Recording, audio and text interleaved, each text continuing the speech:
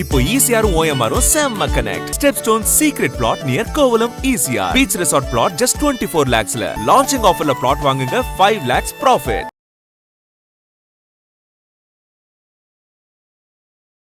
புரியுதுங்களா? இப்போ நம்ம எப்போ பாரு கவுச் பொட்டேட்டோவான்னு உக்காந்துட்டே ஃபோன் பார்த்துட்டே இருந்துட்டு திடீர்னு ஒரு நாள் எழுந்து நான் போகிறேன்னா அந்த மாதிரி பண்ணக்கூடாது. ஸோ நீங்கள் வாக்கிங் ஆரம்பிக்கணும், ஸ்ட்ரெச்சிங் ஆரம்பிக்கணும், அப்புறம் ஸ்மால் வெயிட்ஸ்லேருந்து மேலே போகணும். நீங்கள் ஸ்டார்டிங்கே ஹெவியாக ஆரம்பித்தா ப்ராப்ளம். இன்றைக்கி பீன்ஸ் பொரியல்னா பீன்ஸ் பொரியல் சாப்பிட்ணும், கோவக்காய்னா கோவக்காய் சாப்பிட்ணும். இல்லை அது சாப்பிட்டா அவன் சாப்பிட்றதே இல்லைன்னு தினம் உருளைக்கிழங்கு பண்ணுறாங்க. ஸோ இந்த மாதிரி சேஞ்ச் ஆஃப் மெனு அந்த குழந்தைக்குன்னு பண்ணவே கூடாது. ஆட்டோமேட்டிக்காக 1 வயசு 1.5 வயசு மேக்ஸிமம் 2 வயசுலேருந்து வீட்டில் என்ன உணவோ அதான் சாப்பிட்ணும். அவங்களுக்குன்னு ஸ்பெஷலாக உணவு பண்ணக்கூடாது. பட் நார்மலாக வீட்டில் உட்காந்து சும்மா இங்கே ஓடிண்டு ஒரு வீட்டுக்குள்ளேயே ஒரு ஸ்கூட்டரை ஓட்டிண்டு அந்த மாதிரி இருக்கிறவங்க எனர்ஜி ட்ரிங்க் அடிக்கடி குடித்தா எக்ஸ்ட்ரா எனர்ஜி அது வெயிட்டு போடும். அது தேவையில்லை. இப்போ நம்ம ஜங்க் ஃபுட்டை பற்றி பேசணும். நிறைய ஸ்கூல்ஸில் அதுவும் சிபிஎஸ்சி ஸ்கூல்ஸில் ரூல் போட்டிருக்காங்க. தட் இஸ் அந்த ஸ்கூல் கிட்ட வித்தின் 5 கிலோமீட்டர்ஸ் எந்த ஜங்க் ஃபுட்டும் விற்கக்கூடாது அப்படின்னு போட்டிருக்காங்க. ஏன்னா இந்தியாவில் குழந்தைங்களில் ஒபேசிட்டி அண்ட் ஓவர் வெயிட் ஏறிட்டே போகுது. இது கொஞ்சம் கொஞ்சமாக தான் ஏற்றணும். எப்படி நம்ம சொன்னோம் வெயிட்ஸ் வந்து ஃபர்ஸ்ட் டேயே அப்படி ஒரு 15 தூக்கக்கூடாது. அதே மாதிரி ப்ரோட்டீனும் நீங்கள் எக்ஸசைஸை ஏற்ற ப்ரோட்டீனை ஏற்றிக்கோங்க. அதனால ஒரு டயட்டிஷியன் அப்ரோச் பண்ணி பண்ணுறது தான் ஸ்மார்ட்டு. நீங்கள் எல்லாரையும் நம்பிட்டு அதை மாதிரி பண்ணுறது சரியே கிடையாது.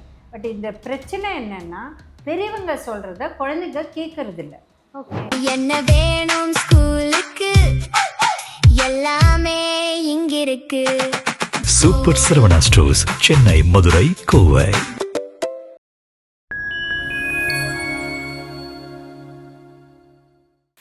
நேயர்களுக்கு வணக்கம். இன்னைக்கு நம்ம கூட நியூட்ரிஷனிஸ்ட் தாரிணி கிருஷ்ணன் மேம் நினைச்சிருக்காங்க. வணக்கம் மேம். ஓகே மேம், நம்ம ஃபர்ஸ்ட்லாம் பார்த்தோம்னா பெரியவங்களுக்கு தான் வந்து இந்த ஹார்ட் அட்டாக் வரதா இருக்கட்டும், மற்ற எதனா டிசீஸ் வரதா இருக்கட்டும் இருக்கும். பட் இப்பெல்லாம் நம்ம பார்க்கும்போது வந்து சின்ன சின்ன பசங்களுக்கே வந்து ஹார்ட் அட்டாக் வருது. இப்போ ஏதாச்சும் ஃபங்க்ஷனில் வந்து டான்ஸ் ஆடிட்டு இருக்காங்க, உடனே வந்து விழுந்து இறந்துடுறாங்க. இந்த மாதிரி நியூஸ்லாம் வந்து நம்ம தொடர்ந்து பார்த்துட்டு தான் வரும். இப்போ இந்த 20லேருந்து 30 வயசுக்குள்ளே இருக்கவங்களுக்கு தான் வந்து நிறைய ஹெல்த் டிசீஸ்லாம் வருது. ஸோ இது வரதுக்கான முக்கியமான ரீசன் என்னவா இருக்கு மேம்? கம்ப்ளீட்லி லைஃப் ஸ்டைல் தான்மா.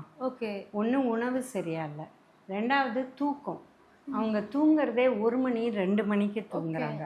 பட் வேலைக்கு போயானோம். ஸோ 5-6 ஹவர்ஸ் கூட தூங்குறது இல்லை.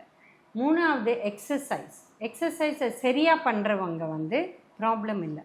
பட் திடீர்னு போய் நான் ஜிம்மில் போய் இன்னிலேருந்து நான் ஆரம்பிக்க போகிறேன் அப்படின்னு சொல்லிட்டு ஒரு 50 கிலோஸ் தூக்குறாங்க. அந்த மாதிரி பண்ணக்கூடாது.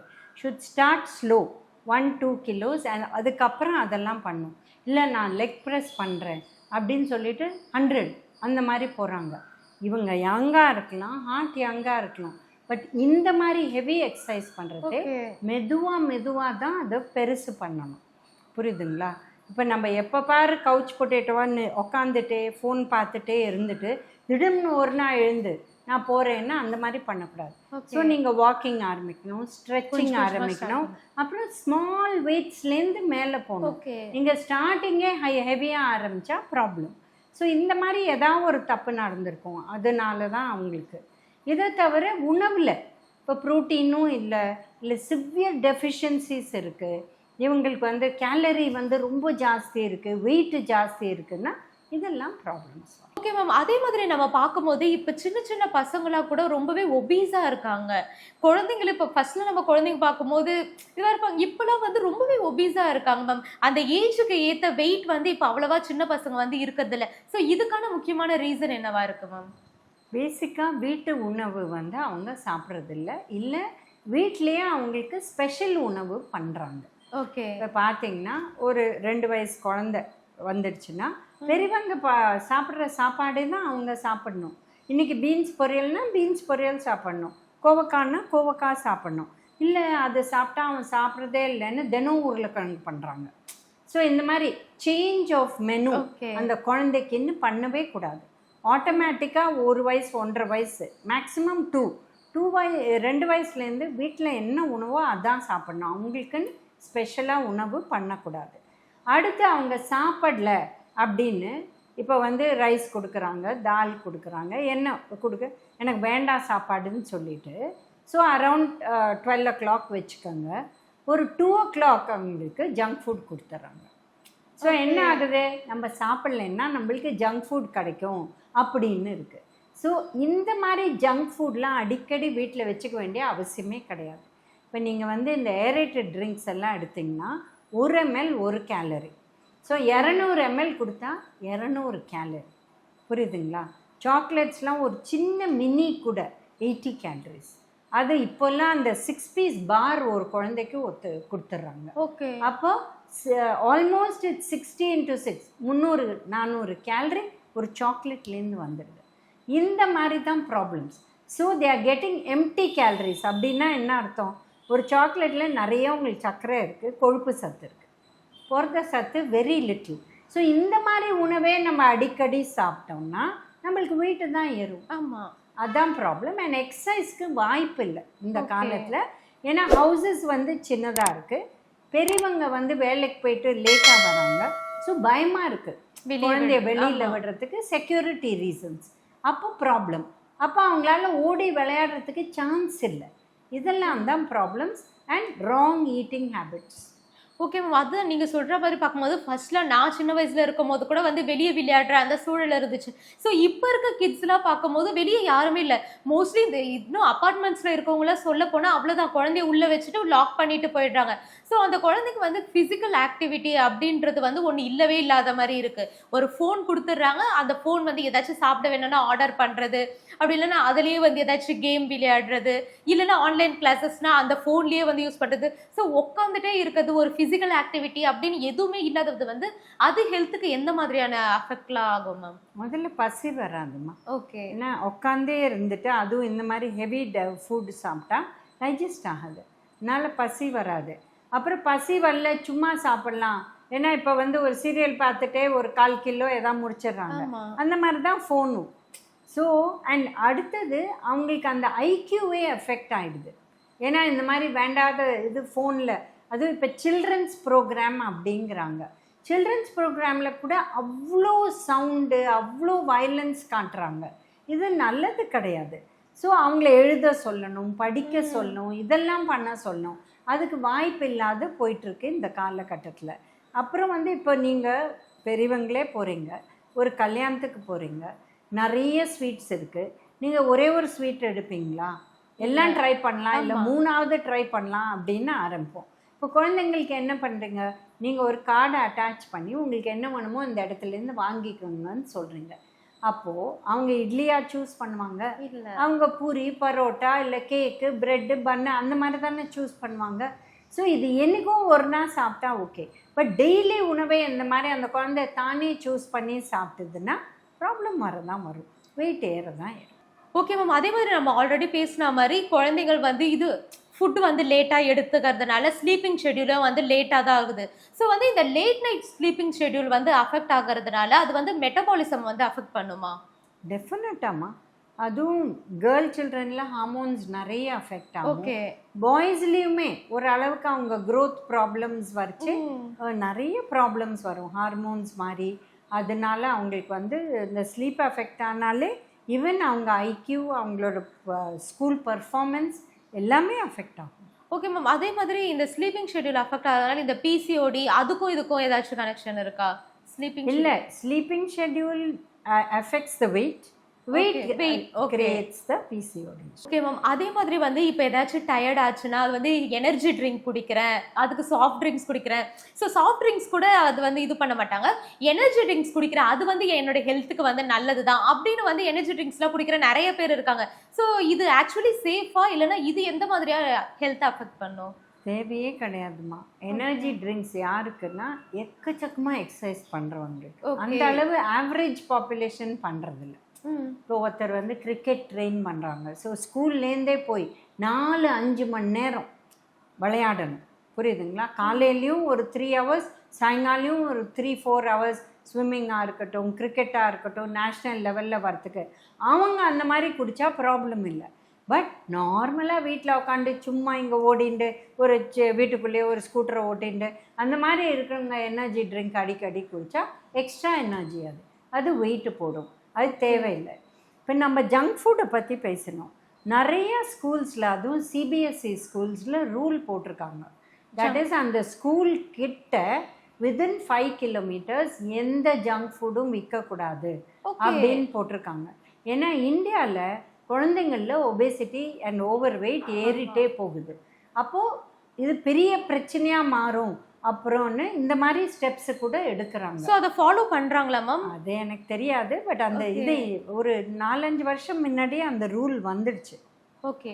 அதே மாதிரி வந்து இப்போ இருக்க இந்த ஜென்ரேஷன் கிட்ஸ்லாம் பார்க்கும்போது இந்த டீனேஜில் இருக்கவங்க, மோஸ்ட்லி வந்து இந்த டீனேஜில் இருக்கவங்களுக்கு வந்து இந்த ஃபேட்டி லிவர்ன்றது வந்து அந்த ப்ராப்ளம் வந்து அதிகமாகிட்டு வருது. ஸோ இந்த ஃபேட்டி லிவர் வர்றதுக்கான முக்கியமான ரீசன் என்னவா இருக்கு ma'am? It is excess fat in the food which becomes body fat and அது லிவரில் எஃபெக்ட் ஆச்சுன்னா பெரிய ப்ராப்ளம். இது வந்து என்ன ஆயிடுச்சுன்னா, முன்னையெல்லாம் வந்து டயபெட்டிஸ் இல்லை பிளட் ப்ரெஷர் இதெல்லாம் முதல்ல 60 வயசுக்கு மேலே வந்துட்டு இருந்தது, அப்புறம் 40 வயசு மேலே வந்துட்டு இருந்தது. இப்போது ஒரு 15 வயசு குழந்தைக்கு கூட ப்ரெஷர் எடுத்தால் high blood pressure. Okay. Type 2 diabetes, அதாவது பெரியவங்களுக்கு வர டயபெட்டிஸ் ஒரு 12-13 வயசு குழந்தைக்கு வருது. இதுக்கு மூல காரணம் வெயிட்டு தான். ஓவர் வெயிட் இருக்கிறதுனால பல ப்ராப்ளம்ஸ் வருது. ஸோ இந்த ஃபேட்டி லிவர்லாம் நம்ம அவாய்ட் பண்ணணும்னா அவங்க வீட்டில் சமைச்ச உணவு சாப்பிடணும். காய்கறி, க்ரீன், ஆரஞ்சு, ரெட்டு இதெல்லாம் நிறைய எடுக்கணும். ஃப்ரூட்ஸ் சாப்பிடணும். ஃப்ரூட்னாலே உடனே சர்க்கரை போடுறாங்க இல்லை ஹனி போடுறாங்க, தேவையே கிடையாது. ஃப்ரூட்டே ஸ்வீட்டாக தான் இருக்குது. ஸோ இந்த மாதிரி எக்ஸ்ட்ரா சுகர், எக்ஸ்ட்ரா ஹனி இதெல்லாம் குறைச்சாலே அவங்களுக்கு பெட்டர் ஆகிடும் ஹெல்த்து. Okay ma'am. நம்ம அதே மாதிரி ஆல்ரெடி பேசணும், இந்த ஜிம் போகிறவங்களாம் வந்து மசில் கெயின் பண்ணணும், வெயிட் கெயின் பண்ணணும் அப்படின்றதுக்காக இந்த நியூட்ரிஷன் ட்ரிங்க்லாம், அந்த மாதிரி ப்ரோட்டீன் பார்ஸு இந்த மாதிரியான விஷயங்கள்லாம் எடுப்பாங்க. ஸோ இவங்க பண்ணுற முக்கியமான நியூட்ரிஷனல் மிஸ்டேக் என்னவா இருக்குது? இவங்க வந்து ஹெல்த்தியாக எப்படி மசில் கெயின் அதெல்லாம் பண்ணலாம்? மசில் கெயின் பண்ணன்னு அவங்க யூஸ்வலாக ஜிம்முக்கு போகிறது ட்ரெயினர்ஸ் இருக்காங்க. ஆனால் நம்ம ஊரில் எல்லா ட்ரெயினருக்கும் நியூட்ரிஷன் நாலேஜ் கிடையாது. ஓகே. ஸோ அவங்க என்ன பார்க்குறான்னா, ஓ இவங்க வெயிட் வந்து 80 கிலோவா, அப்போ 80-100 கிராம் ப்ரோட்டீன் கொடுக்கணும் அப்படின்னு சொல்லிட்டு, என்ன சாப்பிட்றப்பா, நான் வந்து காரக்குழம்பு சாப்பிட்டேன், இல்லை நான் கலந்த சாதம் சாப்பிட்டேன் அப்படின்னு சொல்லுவாங்க. ஐயோ அதில் ப்ரோட்டீனே இல்லை, அதனால நீ 6 எக்கு சாப்பிடு, அப்புறம் சாயங்காலம் 4 எக்கு சாப்பிடு, அப்புறம் இந்த ப்ரோட்டீன் ஸ்கூப்பு வாங்கி தரேன், இது ஒரு 4 போட்டுக்கோ, இந்த மாதிரி சொல்கிறாங்க. இது ரொம்ப டேஞ்சரஸ். ஏன்னா எங்ககிட்ட ஒரு குழந்தை வந்தது, குழந்தைன்னா 18 வயசு பையன். ஓகே. அவன் வந்து முன்னாடி சாப்பிட்டுன்னு இருந்த உணவில் இருந்த ப்ரோட்டீன் வந்து 30-35 கிராம். இந்த மாதிரி ட்ரெயினர் பேச்சை கேட்டு ஓவர் நைட் அதை 100 கிராம் பண்ணி அவங்களுக்கு கிட்னியே எஃபெக்ட் ஆகி டயாலிசிஸ் பண்ண வேண்டிய ஒரு நிலைமை வந்துடுச்சு. லக்கிலி அது அக்யூட் ரீனல் ஃபெயிலியர்னால டயாலிசிஸ் பண்ணி சரியாக போயிடுச்சு. பட் இல்லைன்னா பெரிய ஆபத்து. இது கொஞ்சம் கொஞ்சமாக தான் ஏற்றணும். எப்படி நம்ம சொன்னோம், வெயிட்ஸ் வந்து ஃபர்ஸ்ட் டேயே அப்படி ஒரு 15 தூக்கக்கூடாது. அதே மாதிரி ப்ரோட்டீனும் நீங்கள் எக்ஸசைஸை ஏற்ற ப்ரோட்டீனை ஏற்றிக்கோங்க. அதனால ஒரு டயட்டிஷியனை அப்ரோச் பண்ணி பண்ணுறது தான் ஸ்மார்ட்டு. நீங்கள் எல்லாரையும் நம்பிட்டு அதை மாதிரி பண்ணுறது சரியே கிடையாது. பட் இந்த பிரச்சனை என்னென்னா, பெரியவங்க சொல்கிறத குழந்தைங்க கேட்கறதில்ல. ஓகே. அவங்க நம்புறது வந்து அவங்க போய் ட்ரெயின் பண்ணுற இடத்துல சொல்கிறவங்க தான். பட் இந்த மாதிரி திடம்னு ஏற்றக்கூடாது.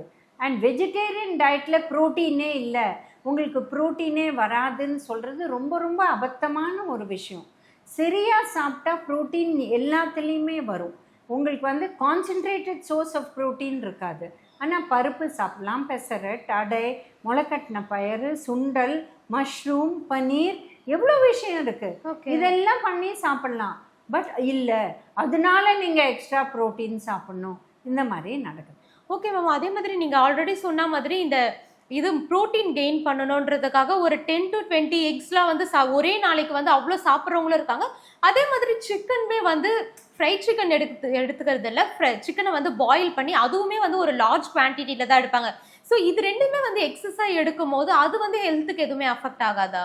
இப்போ இவங்க என்ன பண்ணுறாங்கன்னா, ஒரு உணவில் ரைஸ் கூட கிடையாது, வெறும் சிக்கன் தான். வெஜிடபிள் கூட கிடையாது.